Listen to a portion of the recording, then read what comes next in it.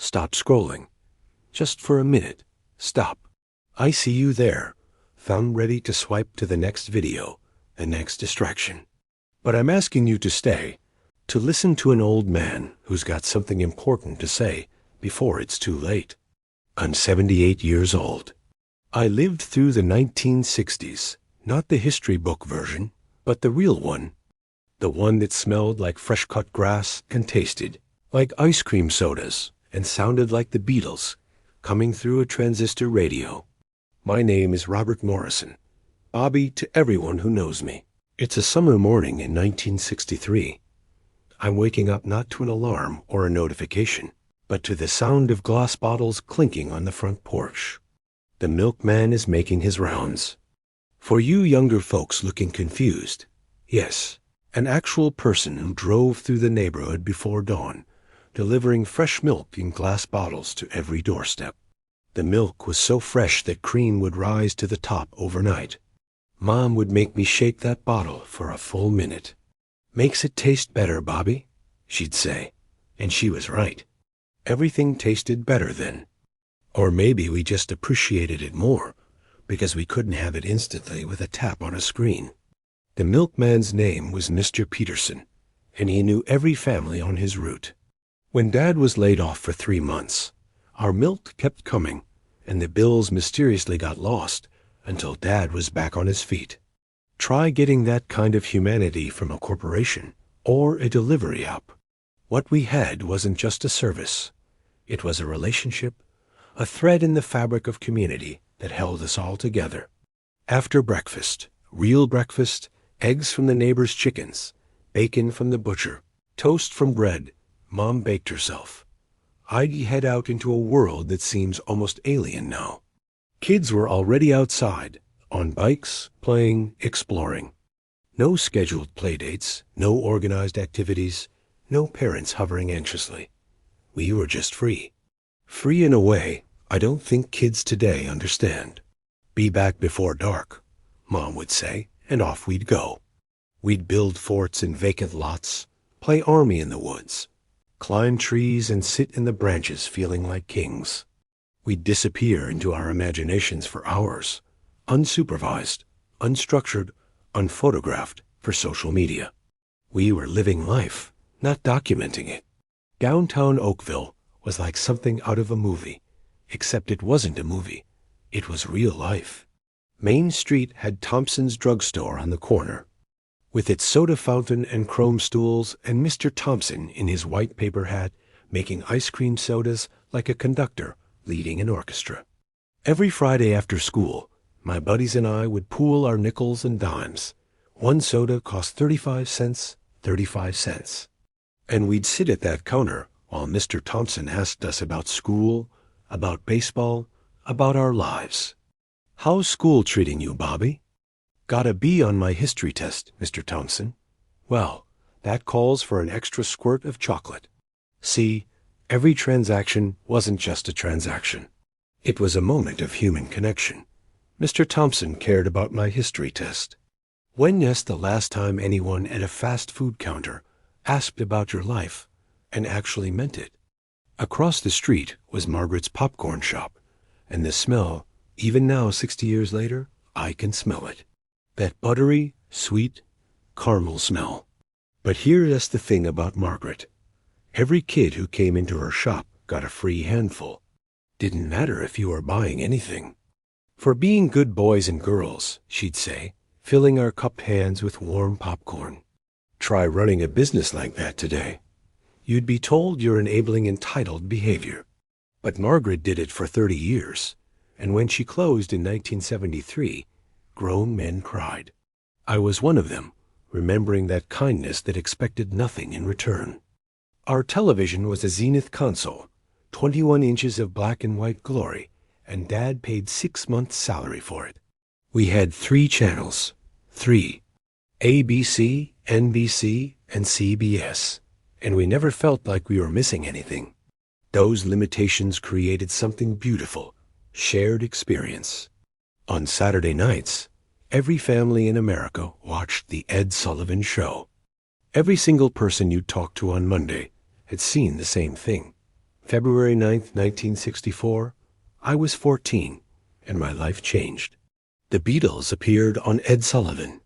73 million people watched that night, more than the Super Bowl draws now. Our living room was packed with neighbors, even grumpy Mr. Wilson from across the street. When they played All My Loving and She Loves You, the world tilted. The music was like nothing I'd heard before. Mom kept saying, "I don't understand what the fuss is about. They look like girls." But I watched her foot tapping. She felt it too. By Monday morning, every boy in school wanted a guitar, including me. I saved for 8 months doing odd jobs, mowing lawns at 50 cents, washing cars for $1, delivering newspapers in the pre-dawn cold. Finally, I had enough to order a guitar from the Sears catalog. When it arrived, I nearly cried. It was terrible. Strings half an inch off the fretboard, muddy tone. But to me, it was a Stradivarius. I practiced until my fingers bled, learned 3 chords, G, C, and D, and with those I could play a dozen Beatles songs badly, but I could play them.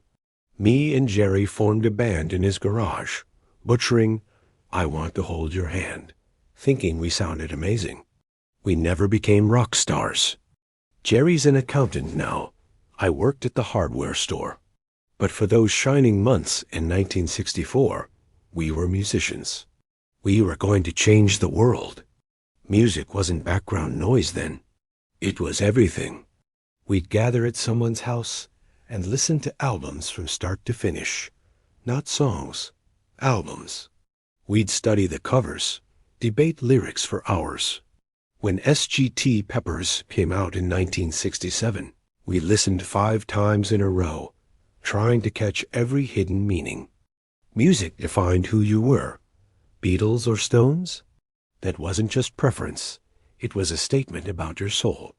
I was Beatles, optimistic, romantic, believing in love. We had the Beatles and the Stones, but also Motown, the Supremes, the Temptations, Marvin Gaye, folk music, Bob Dylan, Joan Baez, surf music, the Beach Boys painting sonic pictures of California, soul pouring out of Stax Records. The diversity was staggering, and the radio was our lifeline to it all. Let me tell you about my first car. 1964 Chevrolet Impala, baby blue with white interior, chrome sparkling like diamonds, a V8 that purred like a lion. I paid $800, 2 years of savings from working at the hardware store. When I drove it home, Dad came out, walked around it slowly, ran his hand along the hood, nodded once, and said, "You did good, son." That car represented freedom, pure American freedom. Every Saturday night, me and my friends would wash our cars until they gleamed, then cruise Main Street, windows down, radio blasting. The girls would be out walking, and we'd drive past trying to look cool. "Nice car, Bobby," Sarah Miller shouted one night, and I nearly crashed into a lamppost. Cars had personality then.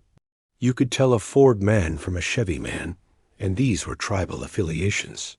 Mustang, Corvette, Camaro, Charger. They weren't just vehicles. They were statements, dreams made of steel and chrome and gasoline. Friday nights, we'd go to the drive-in theatre. You'd pull in, hook a speaker to your car window, and watch movies under the stars. My first real date was at the drive-in. Susan Henderson, blonde hair, blue eyes, smile that made me forget how to speak. We went to see My Fair Lady, and I spent the first hour paralyzed, unable to move, acutely aware of her 12 inches away. Finally, during Wouldn't It Be Loverly, I took her hand. She squeezed back, and my heart exploded. Between features, everyone would get out, kids running around, couples walking hand in hand. It was social, communal, American life under the summer sky. Now people stream movies alone on their phones while doing 3 other things. They're consuming content, not experiencing cinema, not making memories. But I need to tell you about the hard part too, because the 60s wasn't all sock hops and drive-ins. Vietnam. That word hung over everything. Michael Patterson, my best friend since 3rd grade, got drafted in 1967. We threw him a going-away party, everyone trying to be upbeat, but Mike just sat quiet, already somewhere else. He came back in 1969, physically intact, but shattered. Wouldn't talk about what he'd seen. Had nightmares. The light had gone out in his eyes. Tommy Rodriguez, who could throw a baseball harder than anyone, killed in action November 1967, 20 years old. David Henderson from next door stepped on a landmine December 1968, 19 years old. These weren't statistics. They were people I knew, people I loved, whose futures got swallowed by a war that still doesn't make sense. The country was splitting apart. My father and I, who'd always been close, started having arguments we'd never had before. He was World War II generation, believed in duty and honor. I didn't fight so you kids could spit on the flag, he'd say, face getting red. We're not spitting on the flag, Dad. We're trying to live up to what it represents. Peace, justice, not endless war. By burning draft cards? By demanding we stop sending boys to die for nothing. These conversations never ended well. We'd sit in angry silence through dinner, both hurt, both confused about how we'd ended up on opposite sides. Let me tell you about technology, because that might be the biggest difference. We had rotary phones. One phone in the house, in the hallway, with a 6-foot cord. Zero privacy. You want to call your girlfriend? Mom's listening from the kitchen, Dad's in the living room. Your little sister's making kissy faces. Can I have some privacy? This is my house, Dad would say. You want privacy. Get your own place. So you'd stretch that cord as far as possible, whisper into the coat closet, while everyone knew exactly what you were doing. And to make a call, you had to stick your finger in holes on a dial, rotate it for each number. If you messed up the last digit, start over. Teenagers today, locked in rooms, texting secret lives. They don't know how good they have it. But here's the thing. Because we couldn't hide behind screens, we had to actually talk to people face to face.